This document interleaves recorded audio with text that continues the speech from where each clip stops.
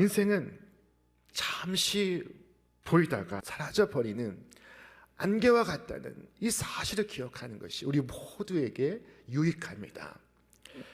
이 사실을 망각함으로써 이 세상의 많은 사람들은 속이 편할지 모르지만, 그러나 우리는 이 땅에서 이 사실을 기억함으로 우리가 소유한 것, 누리는 것, 모든 것이 우리의 영원한 안식처가 아니라는 사실을 상기합니다.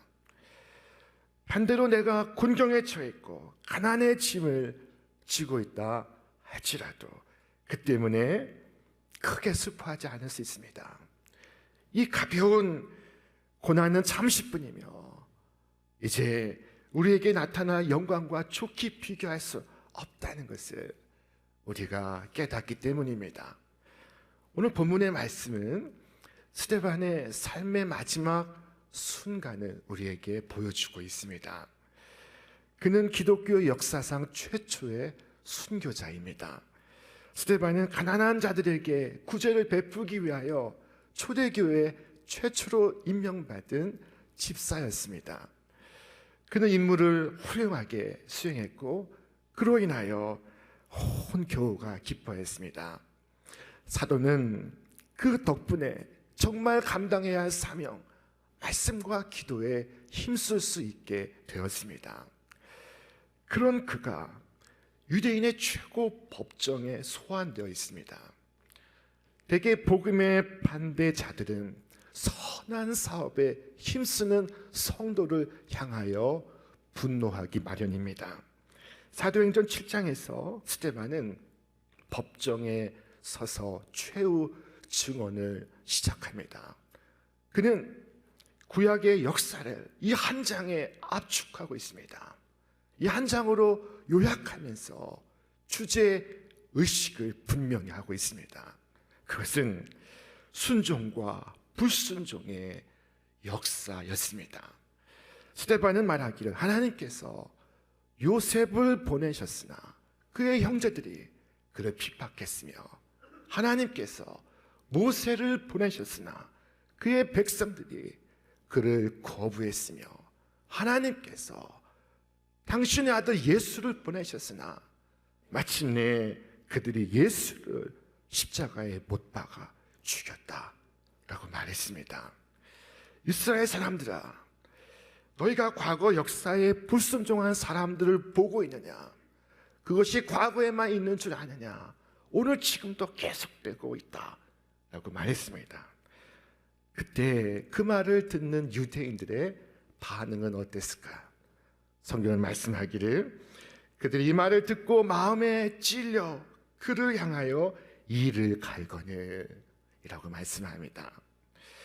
우리는 여기에서 죄를 지적받을 때 양심의 소리를 외면한 채 회개를 거부하는 인간의 악한 모습을 만날 수가 있습니다. 하나님의 말씀이 그 마음에 분명히 꽂혔는데 그들은 놀랍게도 이를 갈고 있습니다. 사도행전 2장을 보면은 똑같은 맥락에서 베드로가 3,000명의 유대인들 앞에서 설교하는 장면이 있습니다. 자, 여기에서도 이 찔렸다는 단어가 등장합니다. 베드로는 너희가 예수님을 십자가에 못 박았다 라고 설교했습니다. 여러분, 실제로 누가 예수님을 십자가에 못 박았습니까? 로마 병사들입니다. 조금 더 책임을 묻는다면 로마 빌라도 총독입니다. 조금 더 책임을 묻는다면 유대인의 제사장 가야바입니다. 조금 더 책임을 묻는다면 예수님을 배반한 제자 가룟 유다입니다. 그런데 3,000명이 무슨 잘못이 있다고 그들에게 너희가 주 예수를 십자가에 못 박았다 라고 말할 수 있겠습니까? 그때 그들이 뭐라고 반응했을까요? 우리 말씀을 같이 읽겠습니다. 그들이 이 말을 듣고 마음에 찔려 베드로와 다른 사도들에게 물어 이르되 형제들아 우리가 어찌할꼬 하거늘. 자, 말씀이 그들의 마음에 꽂혔을 때 그들은 탄식했습니다. 신음했습니다. 우리가 어찌할꼬. 똑같은 말씀이 선포되었으나 한 무리의 사람들은 이를 갈았고 한 무리의 사람들은 가슴을 열고 있습니다. 이 3,000명의 사람들에게 성령이 임했다고 성경이 말씀하고 있습니다. 여러분, 우리 모두는 이 말씀에 찔리기 위하여 오늘 이 자리에 나온 사람들입니다. 무슨 말씀이든 나를 위한 말씀으로 받기 위해서 이 자리에 섰습니다. 여러분, 성령께서 말씀하실 때 가슴을 여시길 바랍니다. 가슴을 치며 회개할 수 있기를 바랍니다. 겸손하고 온유한 주님의 자녀가 되어서 언제나 주님의 말씀 앞에 무릎 꿇을 수 있기를 바랍니다. 그럴 때 하나님께서 성령을 부으시고 하늘의 큰 은혜를 주실 줄 믿습니다. 그러나 스데반의 설교로 마음에 찔림 받은 사람들은 이를 갈며 스데반을 향하여 돌을 던지고 있지 않습니까? 이제 본문은 돌에 맞아 죽어가는 스데반의 모습을 기록하고 있습니다. 성경은 말씀하기를 그의 얼굴이 천사의 얼굴과 같았다 하고 말씀하고 있습니다. 오늘 본문을 보니 그가 성령 충만하여 하늘을 우러러 보았다고 말씀합니다. 스데반이 성령 충만하여 하늘을 우러러 주목하여 하나님의 영광과 및 예수께서 하나님 우편에 서신 것을 보고 그는 하늘을 우러러 보았습니다. 성경은 말씀하기를 우러러 주목하였다고 기록했습니다. 이것은 하늘만 바라보겠다는 결심입니다. 다른 생각은 일치하지 않겠다는 것입니다. 집중적으로 주목해서 하늘을 바라보았습니다. 그때 하늘이 열리고 그리스도께서 일어서시는 것을 보았습니다. 이래서 하늘을 보는 것입니다. 여러분, 하늘이 열린 것을 볼 수 있기를 바랍니다. 하늘은 닫힌 것이 아니라 열린 것입니다. 잊지 말아야 할 것입니다. 앞도 막히고 뒤도 막힐 때 여러분 고개를 들어 하늘을 바라보시기를 바랍니다. 위를 바라보는 것, 이것이 성령 충만한 성도의 자세입니다. 그리고 그는 이내 무릎을 꿇었습니다. 날아오는 돌에 맞으면서 그는 그 순간 피투성이가 되고 정신이 혼미해졌을 것입니다. 여러분 한번 상상을 해보십시오. 얼마나 어려운 순간입니까? 엉망이 된 육신의 정신은 오락가락합니다. 이 순간 그가 무릎을 꿇은 것입니다. 이대로 무너질 수 없다. 기도하지 않고 이대로 마칠 수 없다. 그래서 몸을 가누고 무릎을 꿇은 것입니다. 기도의 자세를 취한 것입니다. 무릎을 꿇고 기도하는 스데반의 기도는 간단했습니다. 우리 함께 말씀 읽겠습니다. 스데반이 부르짖어 이르되 주 예수여 내 영혼을 받으시옵소서. 스데반이 주 예수를 부릅니다. 하나님과 인간 사이 유일한 중보자 대신 주님을 부르고 있습니다. 그는 그 순간 아내를 부른 것도 자식을 부른 것도 친구를 부른 것도 아니었습니다. 그는 그 순간 자신이 이룬 선행과 업적과 지위와 명예를 나열하지 않았습니다. 그는 그 순간 주 예수를 불렀고 그 순간 자신의 영혼을 구주의 손에 맡기고 있었습니다. 여러분, 긴 이야기가 필요 없습니다.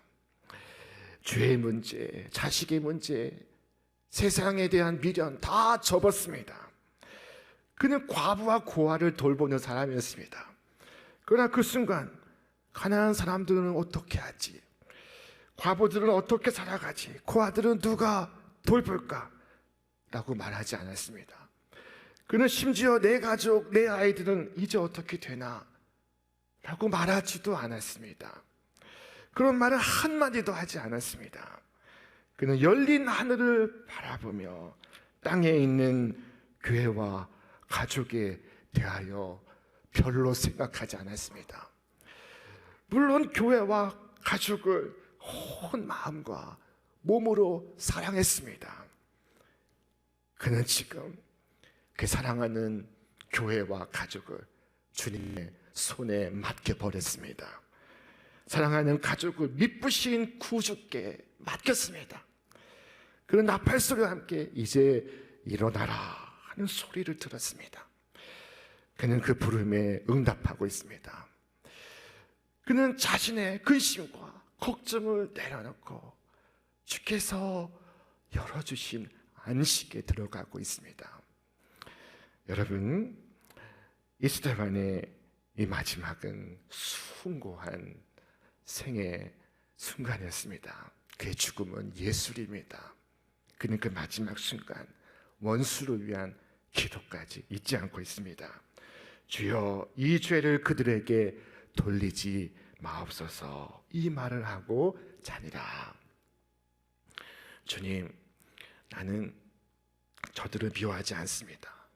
나는 돌에 맞아 죽습니다만 결코 저들을 미워하지 않습니다. 이 미움 갖고 천성에 들어가기를 원하지 않습니다. 하나님이여, 저들의 허물을 용서하시고 저들의 죄를 저들에게 돌리지 마옵소서. 스데반은 오히려 자신을 죽이는 자를 위하여 기도하고 있습니다. 저들을 용서해 달라고 주님께 간구하고 있습니다. 그는 주님의 기도를 하고 있었습니다. 주께서 뭐라고 기도하셨습니까? 십자가 위에서 아버지, 저들을 사하여 주옵소서. 자기들이 하는 것을 알지 못함이니이다 라고 기도했습니다. 주께서 죽어가면서 살인자들을 위하여 기도하시는데 스데반이 주님의 기도를 닮아가고 있습니다. 이처럼 마음속에 천사의 마음을 갖고 있는데 어찌 그 얼굴이 천사의 얼굴이 되지 않겠습니까? 이 법정에서 스데반은 결국 순교를 합니다. 성경은 이 말을 하고 자니라 라고 기록했습니다. 그가 마지막 기도를 드리고 나서 죽었다는 뜻입니다. 그러나 성경의 이 표현이 정확한 표현입니다. 그는 죽지 않았습니다. 그는 새하늘과 새 땅에서 다시 눈을 뜰 것입니다. 그가 비록 부서지고 상처 입은 채 쓰러졌지만 그는 주님의 품 안에서 깨어날 것입니다. 여러분, 이 세상에서 죽음이 끝인 사람은 두려움과 공포에 사로잡혀 살아갑니다. 죽음이 끝인 사람은 그들의 생이 죄와 허무와 결합합니다. 죽음이 끝이기 때문입니다. 그러나 죽음이 끝이 아닌 사람은 날마다 소망을 품고 의와 겸손으로서 저 천국을 예비합니다. 스데반이 숨을 거두는 바로 그 순간 의로우신 주님은 자리에서 일어서시고 계셨습니다. 여러분, 어느 순간에 자리에서 일어섭니까? 귀한 사람이 들어올 때 자리에서 일어서지 않겠습니까? 우리가 이 땅을 떠나는 그 순간 주님께서 앉으셨던 보좌에서 일어나 우리를 맞이하신다면 이보다 더 큰 영광이 어디 있겠습니까? 우리가 이런 사람이 되어야 하지 않겠습니까? 주님, 세상적으로 볼 때는 주님을 믿는 이 믿음 때문에 비록 가난하고 비록 초라한 삶일 수 있으나, 그러나 주님 앞에 서는 순간 주님께서 주의 발로 나를 안아주시고 주님의 영광으로 나를 감싸주신다면, 주님, 땅의 모든 것을 포기하고 고난을 택하겠습니다 라고 결단할 수 있기를 바랍니다. 스데반의 죽음은 장엄하고 숭고한 죽음이었습니다. 이보다 더 귀한 죽음은 없을 것입니다. 스데반은 위협에 굴하지 않았습니다. 그의 얼굴은 표현할 수 없는 평안으로 가득했고 그는 전혀 급히 처형받는 사람처럼 보이지 않았으며 도리어 신부 입장하면 신랑이 서 있는 결혼식장에 들어서는 신부와 같이 보였습니다.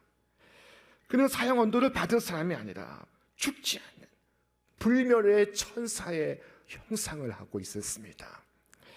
우리의 마지막 모습도 이와 같이 되기를 바랍니다. 우리가 태어날 때 주변의 모든 사람들은 웃었지만 우리만 울고 있었습니다. 그러나 우리가 이 세상을 떠날 때 주변 모든 사람이 울지라도 나 한 사람, 우리 모두는 웃을 수 있기를 바랍니다. 세상을 떠나는 성도가 침상에 있을 때 가족 모두가 시무룩해 하고 큰 슬픔에 잠겨 있을 때 오직 임종하는 그 한 사람만은 차분하고 평안한 모습을 갖는 경우가 있습니다. 이런 경우가 종종 있습니다. 제가 아는 어떤 분은 울며 아버지의 손을 붙잡고 있는 자녀에게 말했습니다. 내 손을 그만 놓아라. 이제 주님의 손을 붙잡아야 하는데 내 손을 그만 놓거라 라고 유언하는 것이었습니다. 그의 그 유언이 가족들에게 얼마나 큰 교훈과 감화가 되었는지 모릅니다. 여러분, 바로 내가 그렇게 되어야 하지 않겠습니까? 비행기로 떠날 것을 한 2달 전에 알았지만 떠나기 불과 몇 시간 전에 호들갑을 떠는 사람들이 이 세상에는 있습니다. 마치 할 일이 너무 많아 서두르고 있는 사람처럼 어떤 이들은 죽을 때 이렇게 죽습니다. 게다가 은혜도 부족하여서 마치 불 가운데 구원을 얻는 것처럼 구원을 얻을 뿐입니다. 여러분, 오늘 밤 누워서 나의 죽음에 대해서 한번 생각해 보시기를 바랍니다. 나는 준비되었는가 스스로에게 한번 물어보시기를 바랍니다. 그때가 언제일지 정확히는 알 수 없으나 손에 지팡이를 쥐고 서 있습니다. 신랑이 곧 오실 것이라는 사실을 알기 때문에 등불을 예비하고 있습니다. 이렇게 살다가 죽는 것이 바람직한 것입니다. 성령께서 우리 각 사람을 그렇게 인도하시기를 바랍니다. 그리하여 죽음의 천사가 우리를 불시에 소환하거나 갑자기 데리고 가는 일이 없기를 바랍니다. 준비되어 있으면 저 천성 가는 길이 사모하는 고향 가는 길처럼 느껴질 것입니다. 우리 마지막 순간까지 주님을 섬기다가 주님의 부르심을 받아야 할 줄로 믿습니다. 이를 게을리하고 기회를 허비한 고로 후에 막심한 상태에서 죽는 것은 믿음을 고백하는 성도들에게는 재앙적인 사건입니다. 다가올 하늘의 진노를 피하라. 사랑하는 자녀들에게 아직 경고하지도 못했습니다. 인생을 의미 있게 살지도 못했습니다. 이를 이루지 못하고 목적을 완수하지도 못했습니다. 그때 떠나는 것은 얼마나 고통이겠습니까? 이제 더 이상 다른 수고를 전혀 할 필요 없이 모든 수고를 끝낸 후에 우리가 잠드는 것이 우리의 소망스러운 마지막이 되어야 할 줄로 믿습니다. 그런데 어떤 분들은 이 세상 일이 너무 바빠서 정말로 해야 할 일들을 하지 못하고 있습니다. 그렇게 죽게 된다면 여러 가지 하지 못한 일들 때문에 죽기를 싫어할 것입니다. 그때 죽음은 폭력이 되고 공포가 될 것입니다. 죽기 힘들 정도로 그렇게 살지는 않으시기를 바랍니다. 마지막으로 스데반의 이 죽음에서 우리가 중요하게 생각해야 될 대목이 있습니다. 그것은 바로 스데반의 순교의 결과로 사울을 얻은 것입니다. 그리스도인은 그리스도인이 되기 전에 먼저 한 사람의 그리스도인을 만난다 하는 말이 있습니다. 그리스도께로 나아가기 전에 먼저 그리스도인을 만나게 된다는 것입니다.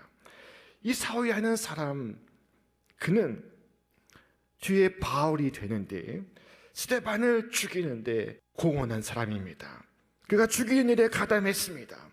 그러나 그는 스데반이라는 인물을 통해 예수를 만났습니다. 예수의 종교를 접하게 되었습니다.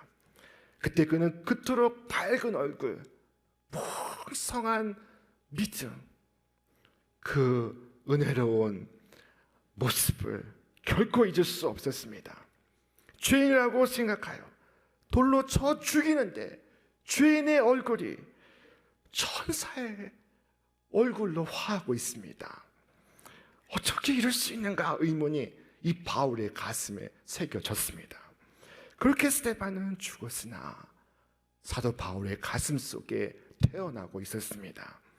우리의 죽음이 큰 인물이 나게 하는 그런 죽음이라면 죽음마저도 얼마나 보람된 것이겠습니까? 우리의 죽음마저 쓰임받을 수 있다면 얼마나 복된 죽음이겠습니까? 나의 별세가 나의 자녀로 하여금 하나님을 만날 수 있게 한다면 얼마나 복된 마지막이겠습니까? 참으로 스데반은 헛되이 죽지 않았습니다. 자기보다 더 위대한 복음 전도자를 남겨놓고 대신 죽은 것입니다. 여러분, 어떻게 살고 싶습니까? 아니, 어떻게 죽고 싶습니까? 스데반의 이 장엄하고도 숭고한 죽음을 보십시오. 천사의 얼굴을 하고 주님의 영접을 받는 그의 모습을 보십시오. 그에게 놀라운 소망과 하늘의 영광이 임하고 있습니다. 우리는 올 한 해를 보내고 새로운 한 해를 맞이하는 순간에 섰습니다. 옛 세상을 버리고 새 세상을 맞이하는 순간에 직면해 있습니다. 여러분, 이 한 해의 끝자락에 서서 하늘을 우러러 주님을 바라볼 수 있기를 바랍니다.